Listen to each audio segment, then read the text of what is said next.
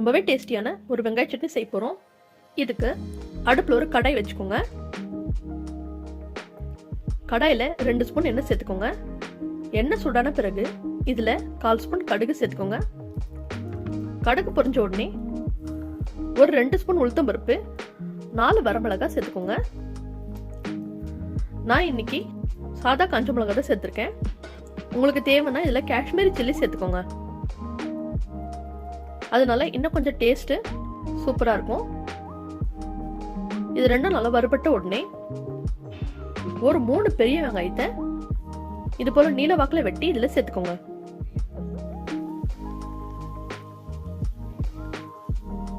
வெங்காயம் சேர்த்த பிறகு அடுப்போட தீய சிம்லயே வச்சுக்கோங்க.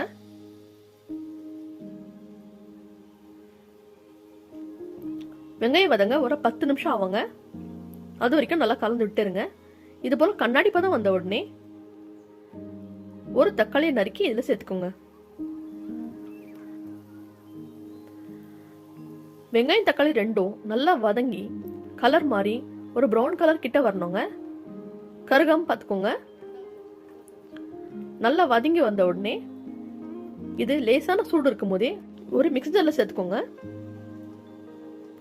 கொஞ்சமா புளியும் கல்லுப்பும் சேர்த்துக்கோங்க. நல்லா நைஸா அரைச்சு எடுத்துக்கோங்க. ரொம்பவே டேஸ்டியான சட்னி ரெடி ஆயிடுச்சு.